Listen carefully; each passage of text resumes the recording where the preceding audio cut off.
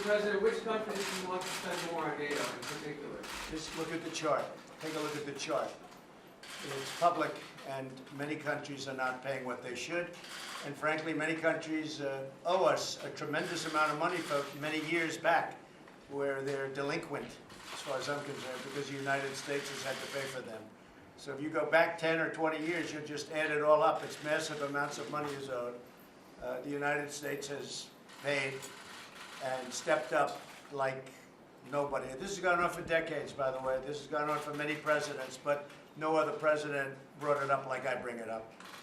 So something has to be done, and the Secretary General has been working on it very hard. This year, since our last meeting, commitments have been made for over $40 billion more money spent by other countries. So that's a step, but it's a very small step. It sounds like a lot of money, and it is.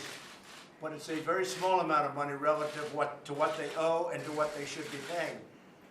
And it's an unfair burden on the United States. So we're here to talk about that, and I'm sure it will be resolved. I have great confidence in the Secretary General. He's worked very, very hard on this, and he knows it's a fact. But I have great confidence in him and his representatives. Would you like to say something? First of all, it's great to see you again, Mr. President, and good to have you here for the summit. And we are going to discuss many important issues at the summit. Among them is defense spending. And we all agree that we have to do more. I agree with you that we have to make sure that allies are investing more. The good news is that allies have started to invest more in defense. After years of cutting defense budgets, they have started to add billions to their defense budgets. And last year was the biggest increase in defense spending across Europe and Canada in a generation. Why was that last year? It's also because of your leadership, because your clear message. And they won't write that, but no, I have said it before. But the thing is that it really has your message is having an impact, and we are going to build on that to make sure that we have further increases. You initiated last year that all allies are going to develop national plans on how to spend more on defense. And based on these national plans, we now estimate that the European allies and Canada will add 266 extra US dollars for defense from now until billion US dollars until 2024. So this is really adding some extra money. It helps, and we are moving in the right direction, but we still have to do more, and that is what we're going to address at the summit later on today.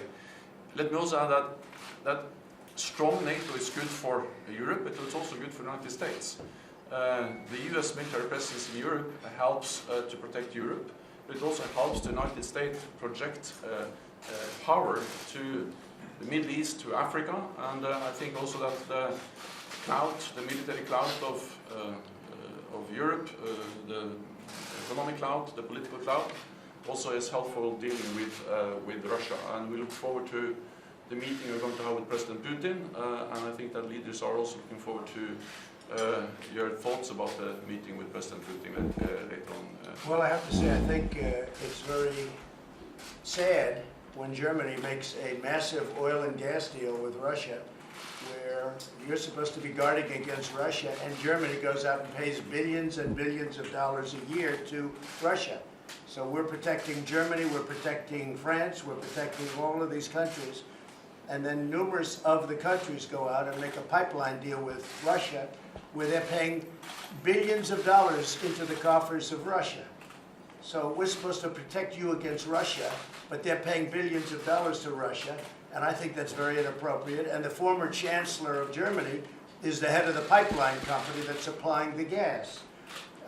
Ultimately, Germany will have almost 70% of their country controlled by Russia with natural gas. So you tell me, is that appropriate? I mean, I've been complaining about this from the time I got in. It should have never been allowed to have happened.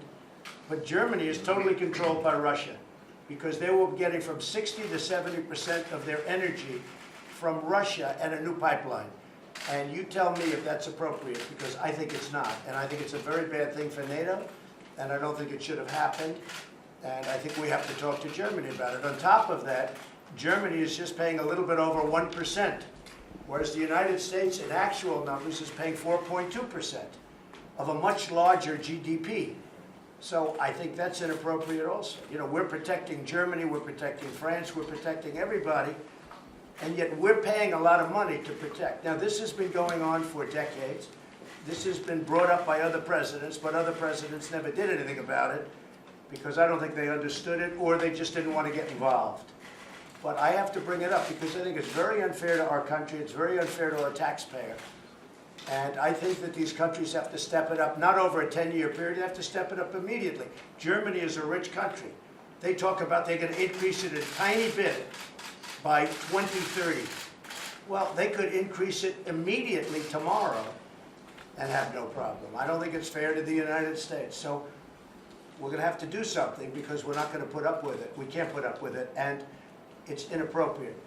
So we have to talk about the billions and billions of dollars that's being paid to the country that we're supposed to be protecting you against. You know, everybody's talking about it all over the world. They'll say, well, wait a minute, we're supposed to be protecting you from Russia, but why are you paying billions of dollars to Russia for energy? Why are countries in NATO, namely Germany, having a large percentage of the energy needs paid, you know, to Russia and taken care of by Russia? Now, if you look at it, Germany is a captive of Russia because they supply. They got rid of their coal plants. They got rid of their nuclear. They're getting so much of the oil and gas from Russia. I think it's something that NATO has to look at. I think it's very inappropriate. You and I agree that it's inappropriate. I don't know what you can do about it now, but it certainly doesn't seem to make sense that they pay billions of dollars to Russia, and now we have to defend them against Russia. You know, NATO is an alliance of 29 nations, and there are sometimes differences and different views and also some disagreements. And the gas pipeline from Russia to Germany is one issue where allies disagree. But the strength of NATO is that despite these differences, we have always been able to unite around our core task to protect and defend each other because we understand that we are stronger together than apart. I think that 2 world wars and the Cold War taught us that we are stronger together than apart.